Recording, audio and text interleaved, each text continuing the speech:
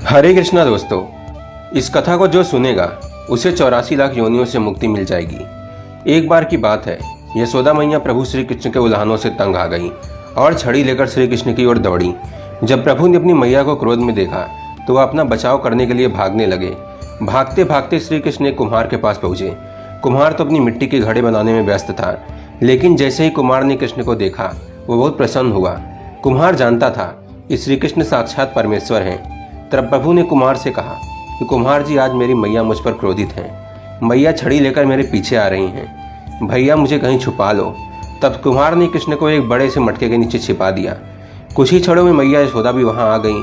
कुम्हार से पूछने लगी, क्यों रे कुम्हार, तूने मेरे कन्हैया को कहीं देखा है क्या? कुम्हार ने कह दिया, नहीं भैया, मैंने कन्हैया को नहीं देखा। श्री कृष्ण ये सब बातें बड़े से घड़े के नीचे छुप कर सुन रहे थे। मैया तो वहां से चली गई।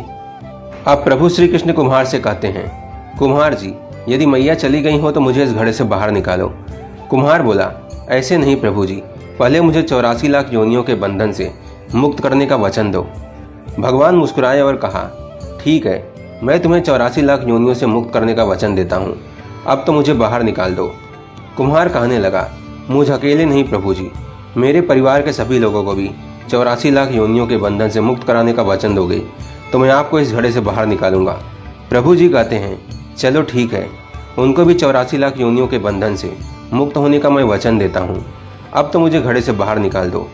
अब कुम्हार कहता है, बस प्रभु जी, एक विनती और है, उसे भी पूरा करने का वचन दे दो तो मैं आपको अपने घड़े से बाहर निकाल दूंगा। भगवान बोले, वो भी बता दे, क्या कहना चाहते हो? कुम्हार कहने लगा, प्रभु जी, जिस घड़े के नीचे आप छुपे हो उसकी मिट्टी मेरे बैलों के ऊपर लाद के लाई गई है। मेरे इन बैलों को भी 84 लाख बंधन से मुक्त करने का वचन दो। भगवान ने कुम्हार के प्रेम पर प्रसन्न होकर उन बैलों को भी 84 लाख के बंधन से मुक्त होने का वचन दिया। प्रभु बोले, अब तो तुम्हारी सब इच्छा पूरी हो गई, अब तो मुझे घड़े से बाहर निकाल दो।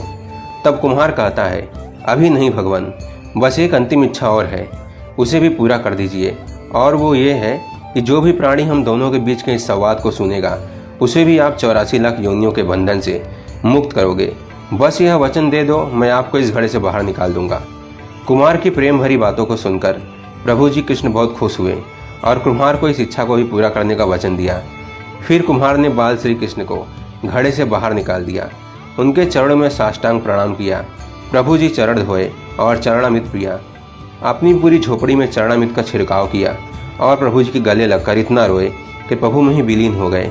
जरा सोच कर देखिए, जो बाल श्री कृष्ण 7 कोस लंबे चौड़े गोवर्धन पर्वत अपनी इकोनी उंगली पर उठा सकते हैं, तो क्या वो एक घड़ा नहीं उठा सकते थे? लेकिन बिना प्रेम रीझे नहीं नटवर नंद किशोर। कोई कितना भी यज्ञ करे, अनुष्ठान करे, कितना भी दान करे, चाहे कितनी भी भक्ति करे, लेकिन जब तक मन में प्राणी मात्र के लिए प्रेम नहीं होगा, प्रभु श्री कृष्ण मिल नहीं सकते। जय श्री कृष्ण। राधे राधे।